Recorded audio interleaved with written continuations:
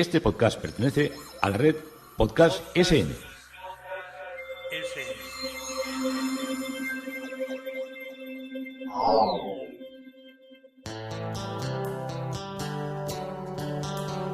Historia con sentido. Un podcast realizado y presentado por Juan Carlos González.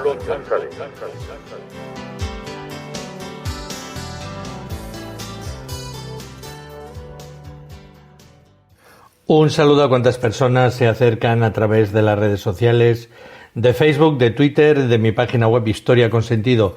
Yo soy Juan Carlos González y un día más encantado de acercaros una parte de la historia.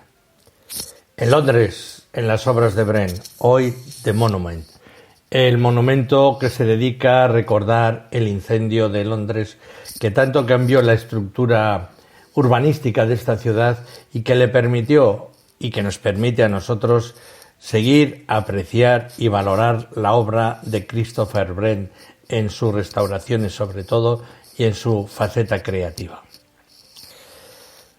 Normalmente siempre me gusta teneros al día de cosas que van apareciendo, de cosas que tienen actualidad dentro del mundo de lo que es la arqueología, de lo que son los descubrimientos de yacimientos, de villas, de distintas situaciones que se dan en nuestro país. Nuestro país en el fondo es un gran yacimiento arqueológico. Claro, no sabemos dónde están las cosas, muchas debajo, me refiero. Muchas sí que las tenemos identificadas.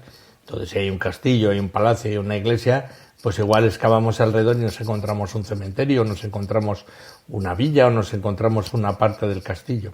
Pero hay otras muchas cosas que no están identificadas y que muchas veces por el azar de una labor del campo o de una excavación de hacer una cimentación o hacer cualquier cosa, una canalización, una obra de un puente, un cambio de trayecto de un río, pues todo ese tipo de cosas siempre nos suele dar sorpresas y nos suele dar sorpresas que suelen ser muy, muy, muy valiosas y muy sorprendentes. Voy a empezar a contar unas cuantas de todas estas historias. En 1925, el alemán Hugo Obermayr, que era capellán de la Casa de Alba y gran aficionado a la arqueología, estaba pasando unos días en la finca de Guadalperal, en el término municipal del Gordo. Eso lo veis si vais por la Nacional 5, la que va a Extremadura y te lleva a Lisboa, pues en ese recorrido parece un letrero que pone el Gordo, que parece o que te están llamando o que te están insultando, pero bueno, ese nombre que tenía. Y entonces cuando estaba en aquella finca, vio un grupo de piedras medio enterradas que le llamó la atención. Excavó en el lugar durante años hasta que logró exhumar todo un monumento. Un dolmen, más bien un conjunto megalítico funerario con unos 4.000 a 5.000 años de antigüedad, y las piedras se mantuvieron in situ, pero los objetos, que eran otros tiempos, en 1925, aunque ya había una labor de arqueología en nuestro país, pero este señor cogió todos los objetos que aparecieron y fueron trasladados todos a Berlín. Así también durante 40 años el dolmen de Guadalperal, que es como se llama, estuvo a la vista de todos, hasta que en 1963 se construyó el embalse de Valdecañas y las aguas del Tajo comenzaron a inundarlo. En todos estos años el dolmen había sido vislumbrado en alguna ocasión cuando el nivel del agua descendía, pero nunca había quedado totalmente a la vista, como ocurrió en el verano del 2022, que se ha prolongado hasta el 2023, y va camino, como os digo, de que probablemente si hay muchas sequías se quede siempre al descubierto. Así ahora se plantea el problema de qué hacer con el dolmen, que algunos medios ya han bautizado como el Stonehenge español. Si documentarlo y dejarlo donde está, o trasladar sus piedras a un lugar cercano, pero no inundable. De lo que es el dolmen queda en la actualidad un centenar de piedras de granito, muchas en pie y algunas caídas, y se puede apreciar aún la forma ovalada de la cámara principal y los restos del corredor de unos 20 metros que unió la ribera del Tajo, el río, con lo que era el monumento hace milenios. Un gran menhir esconde un misterioso tallado en una de sus caras, en la que parece una especie de serpiente para algunos investigadores, y piensan que podría tratarse de una representación que es el río Tajo, o sea, el curso del río, esa culebra, ese serpenteante, es el diseño de 15 kilómetros aproximadamente del curso del río Tajo entre sus afluentes el Gualija y el Ibor.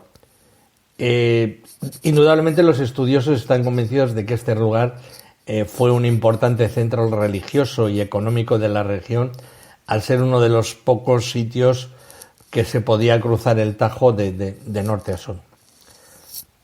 Raíces de Peraleda, que es el pueblo, reclama la institución que está trabajando por la asociación cultural que está trabajando por lo que es esta recuperación, reclama de forma persistente actuaciones para salvar el dolmen. Pero hasta el momento la Junta y el Ministerio de Cultura han descartado hasta hoy moverlo, pues los expertos consideran que su traslado supondría una pérdida irreversible. Yo tampoco sé hasta qué punto. Lo que sí se prevé son algunas actuaciones de emergencia para documentar el yacimiento y proceder a todo lo que es la protección, estabilización y consolidación. Así suena bien. Pues claro, esto cuando lo cubre el agua, qué consolidación y qué narices haces, ¿no? Y en estas actuaciones sobre el monumento participan los mayores especialistas en lo que es la arqueología, porque este dolmen de Guadalperal es uno de los mejores ejemplares de entre los dólmenes más tempranos. Eso explica que algunos expertos no dudan en afirmar que podría ser el dolmen o uno de los dólmenes en su conjunto más importantes de nuestro país. De todos modos, lo que ahora temen los expertos y también los vecinos de Peraleda es el alud de visitas al monumento que ya se está produciendo, puesto que no hay vigilancia in situ y no se puede controlar tampoco el flujo de visitantes. Los que están promoviendo todas estas cuestiones piden que no se acuda al dolmen para preservar su integridad, ya que están convencidos de que la actuación humana puede suponer para el milenario dolmen un peligro mucho mayor que las aguas del embalse. Esa es la teoría que tienen ellos. El dolmen de Guadalperal no es el único monumento milenario sumergido bajo las aguas del embalse. La inundación también sumergió la población romana de Augustóbriga y sus restos también son visibles cuando el nivel del agua está más bajo. Y en este caso sí se decidió salvar a algunos de sus monumentos, trasladándolos fuera del perímetro inundable, y así parte de 2 templos fueron reconstruidos en un cerro junto a la carretera. Interesante, un gran centro y que lo tengamos cubierto bajo el agua. Vamos a volver a The Monument, a la ciudad de Londres.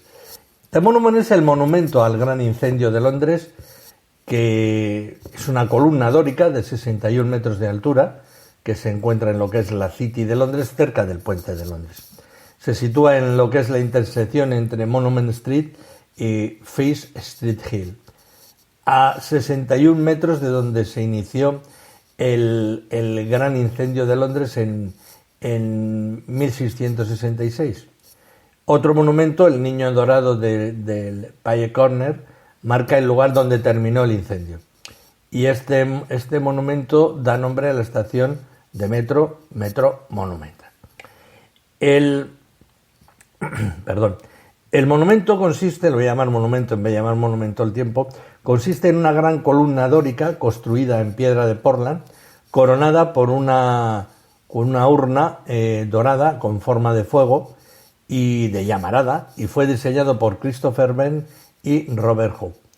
La cara oeste de la base del monumento presenta una emblemática escultura de Caius Gilbert Keever con altorrelieves y bajorrelieves que representa la destrucción de la ciudad, con el rey Carlos II y su hermano Jacobo, duque de York, rodeados por la libertad, la arquitectura y la ciencia, dando instrucciones para la reconstrucción de la ciudad. Sus 61 metros marcan la distancia con el monumento a Thomas Fainor, la panadería del rey en Pudding Lane, donde comenzó el incendio. En el momento de su construcción, entre 1671 y 1677, era la columna exenta, o sea, solo una columna más alta del mundo. Es posible alcanzar o subir a la parte alta del monumento por una estrecha escalera de caracol de 311 peldaños, y a mediados del siglo XIX se añadieron unos barrotes en la cima del monumento para impedir que alguien saltara al vacío, después de que 6 personas se hubieran suicidado entre 1788 y 1882. 3 de las caras de la base del monumento tienen inscripciones en latín. La del lado sur describe las acciones que llevó a cabo Carlos II tras el incendio. La del lado este describe cómo se inició el monumento y quiénes eran los alcaldes. Y la del lado norte describe cómo se inició el fuego, los daños que causó y cómo se extinguió.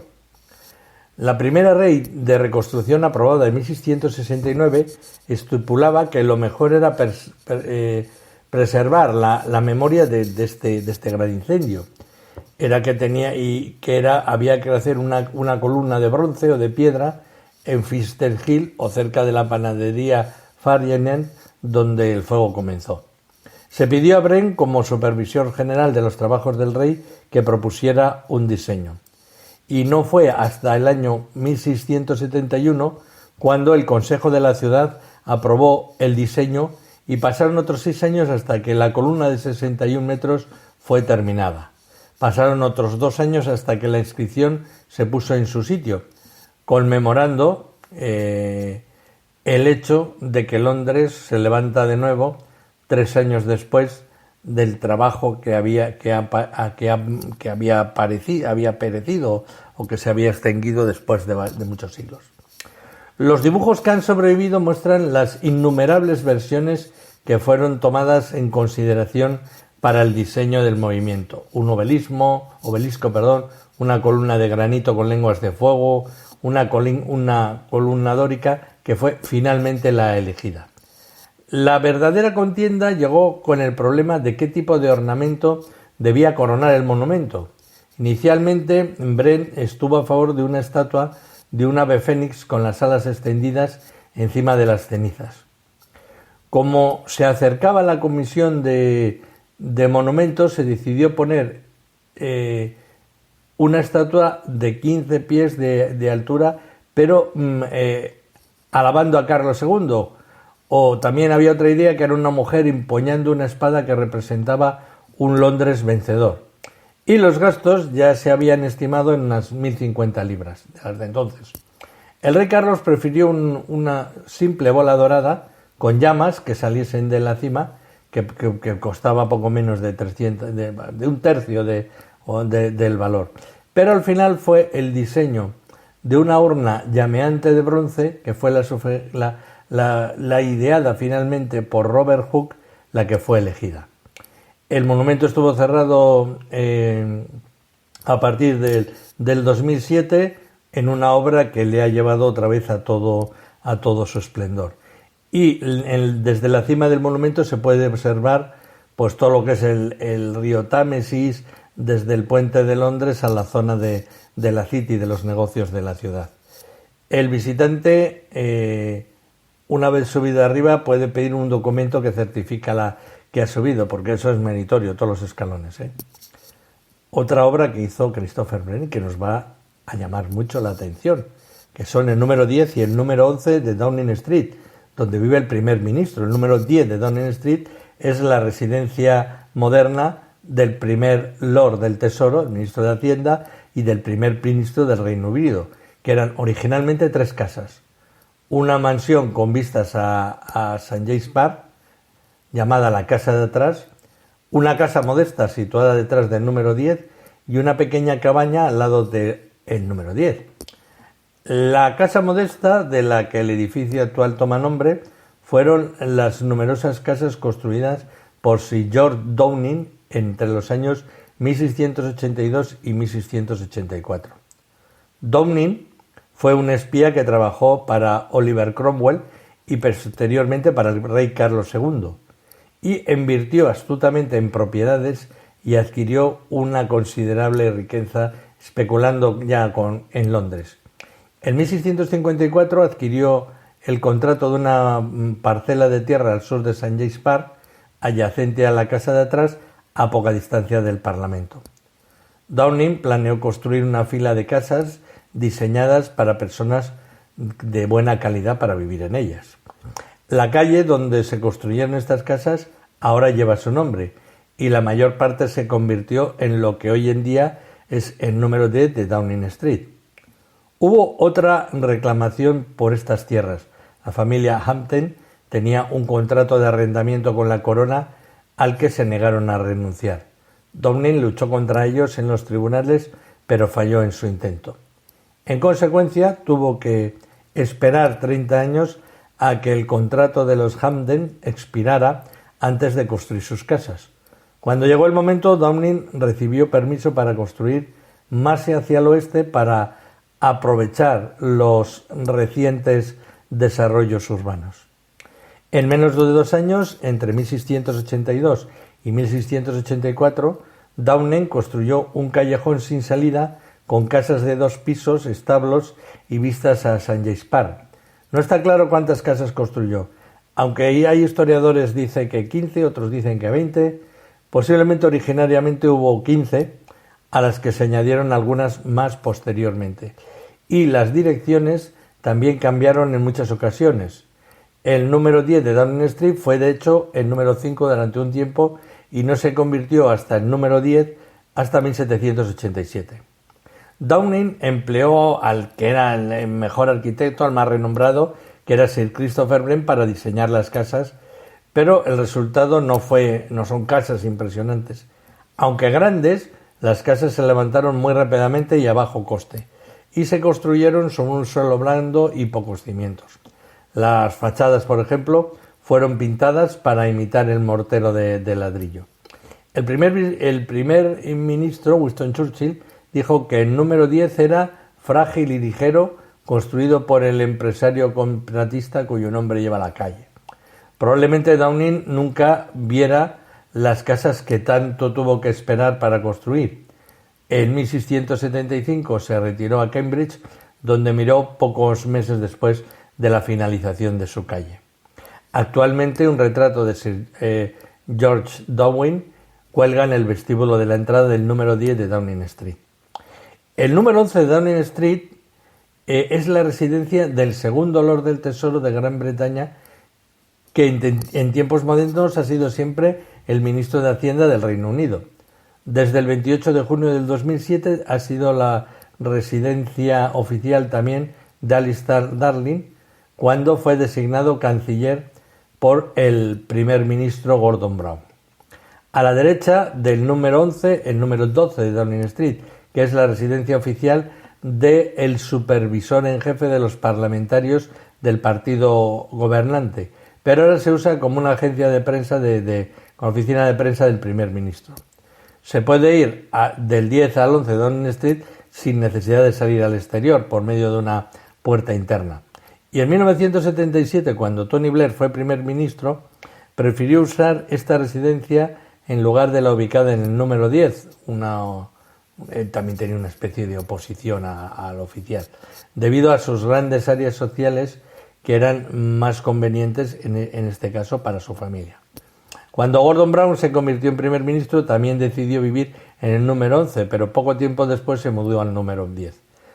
Igualmente, la primera ministra Theresa May y el Lord del Tesoro Philip Hammond continuaron la práctica de residir en las viviendas típicamente asociadas a sus homólogos.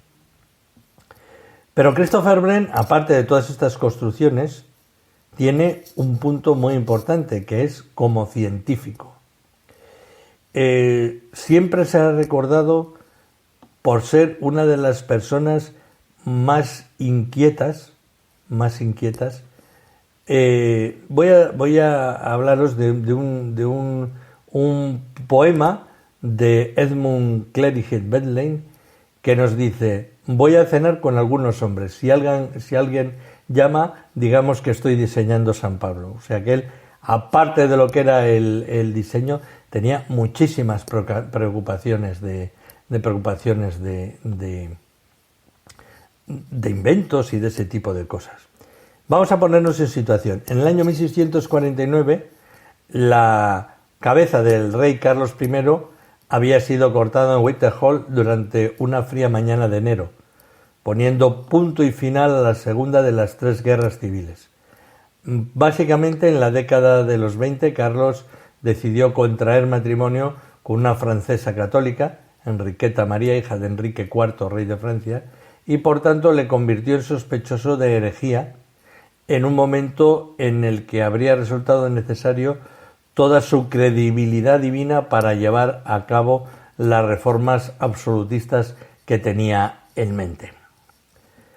El cuadro lo completaban varias sectas puritanas muy dadas a la persecución de católicos y de herejes, una nobleza poco dispuesta a ejercer de recaudadora de impuestos para un rey con intenciones poco claras y la escasa consideración del hombre de la época para con su propia vida y no digamos la ajena. Y la consecuencia natural de todo esto, como lo demuestran los siglos anteriores y posteriores, fue la ejecución de un rey y 11 años de un dominio ultraconservador, 5 de ellos bajo el mandato de Oliver Cromwell, universalmente conocido por su carencia de tolerancia hacia las profesiones de fe ajenas y su querencia para saldar las cuentas mediante campañas militares de contrastada brutalidad. Cuando finalmente Carlos II recuperó el trono, que perdió su padre al mismo tiempo que la cabeza, hacía 2 años que una extraña combinación de malaria y de piedras de riñón se llevaron por delante a Cromwell y le quitaron toda oportunidad de saciar, por decirlo así, su sed de venganza, que era eliminar también al hijo, a Carlos II. A pesar de todo, exhumó el cuerpo de Cromwell, colgó su cadáver en Tyburn y posteriormente ensartó lo que quedaba de la cabeza en una de las picas de la puerta de la abadía de Westminster, de donde nadie tuvo la osadía de retirarla hasta pasados 14 años. Pese a todo, fue un hombre sensible a todo lo científico, creando la Royal Society en el 28 de noviembre de 1660. Además, mediante la creación de esa sociedad en la que había científicos y filósofos unidos por una curiosidad científica, pero separados por complejísimas disputas políticas y doctrinal religiosas, Carlos, cuando vislumbró una elegante vía para tender puentes y empezar a unificar a las distintas ramas del protestantismo en la causa común de luchar por una sola nación. Como el padre de Ben, firme partidario de las tesis del arzobispo Love a favor del libre albedrío y por lo tanto muy alejado de las inclinaciones calvinistas de otras sectas puritanas, como la de Cromwell, le confiaron el puesto de deán de Windsor en 1635. Estamos hablando del padre de Bren, cuando Carlos I aún conservaba una cabeza sobre la que depositar su corona. Una vez concluida la guerra civil, sus obvias inclinaciones realistas no redundaron en la tranquilidad familiar, y no es difícil hacerse una idea de lo angustiosos que le resultaron a Christopher Wren en los años universitarios, mientras se enfrentaba a gruesos tratados de latín, de física aristotélica, pues 35 años antes de los Principia de Newton consistía este estudio en lo que era la base del conocimiento científico.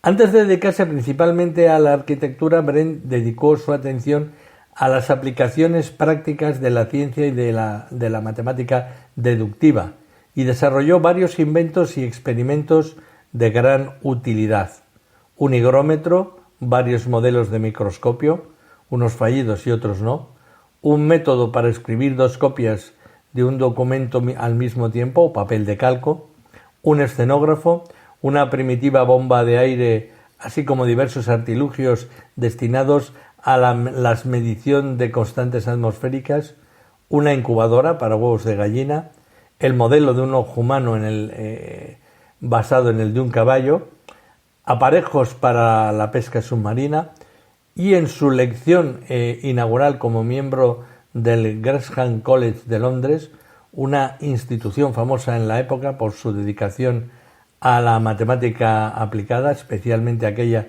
destinada a facilitar la navegación, el joven Wren dejó bastante claras sobre sus ideas de lo que sería la nueva filosofía, sobre sus innovaciones, sus fundamentos y sus héroes. Para Wren, las demostraciones matemáticas, al estar construidas sobre los irrefutables fundamentos de la geometría y de la aritmética, son las únicas verdades que pueden calar en la mente del hombre, vacías ya de toda incertidumbre. Y todo el resto de discursos son más o menos verdaderos si según sus objetos de estudio, sean más o menos capaces de demostrarse matemáticamente. Según su punto de vista, la lógica es una parte de las matemáticas a la que otorga el título aristotélico de instrumento de instrumentos. Estudiosos salidos del Gresham y Wadham, el colegio universitario donde Wren estudió en Cambridge, formaron lo que fue el núcleo fundador de la Royal Society, y no es raro, por tanto, que se encontrara sentado a la mesa principal durante la lección inaugural de esta sociedad. Y mientras dibujaba insectos y disertaba sobre la fisiología de la mosca, mientras diseccionaba cerebros y los reproducía con una exactitud aterradora, mientras divagaba sobre las esferas, la fecha de la Semana Santa y la trayectoria permanente de los cometas, mientras hacía todo eso, empezó a desarrollar un interés en la arquitectura que no pasó desapercibido a una mente tan sagaz como la que tenía el rey Carlos, educado en una revolución donde un error de juicio a la hora de valorar las habilidades de un subordinado te puede costar la vida. De este modo le llegaron los primeros encargos. Pero en una época en que la arquitectura oficial era una actividad menos provechosa de lo que podría esperarse, Wren se quejaría más tarde a su hijo sobre el flaco favor que le hizo el rey al guiarle por la senda de la arquitectura. Quizá hubiera sido un gran médico, pero lo que es irrebatible es que todos los integrantes de la Royal Society, solo él poseía, comprendía y sabía aplicar a la arquitectura la combinación, podemos decir, de lo que es razón e intuición, de experiencia y de imaginación, que resultan esenciales a lo que hoy podríamos considerar un genio. Uno de los amigos de Wren, otro gran científico y arquitecto y compañero de la Westminster School, Robert Hooke, dijo de él: desde la época de Arquímedes es escaso quien nunca se conocieran como es acaso es el único que tiene tan gran perfección, una mano mecánica y una mente tan filosófica. Wren, siempre inquieto investigador, construyó una colmena transparente para la observación científica. Comenzó a observar la luna, que iba a conducir a la invención de micrómetros para el telescopio. Experimentó con el magnetismo terrestre y había participado en experimentos médicos mientras estaba en el Wadham College realizando la gran inyección exitosa de una sustancia en el torrente sanguíneo. En Gresham College hizo experimentos con la determinación de la longitud a través de la variación magnética y a través de la observación lunar para ayudar a la navegación de la Armada, y ayudó a construir un telescopio de 11 metros con Sir Paul Niel. Y hasta aquí nos ha traído hoy esto del monumento, pero que ya el monumento y las casas de Downing Street nos han metido en otro Wren, en ese Wren tan espectacular que fue el Wren científico. Estamos conociendo a un grandísimo personaje. Estamos conociendo a Christopher Wren. Esto es Historia con Sentido y os lo ha contado un día más Juan Carlos González, encantado de hacerlo.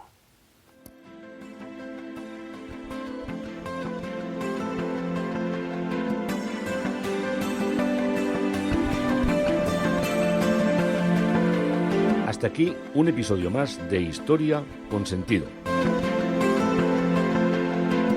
El podcast que te habla de historias de la historia, sucesos, eventos, como si el ayer fuera hoy. Síguenos a través de iTunes, Spreaker o iVoox. Contacta con nosotros por correo electrónico escribiendo a podcast@historiaconsentido.com.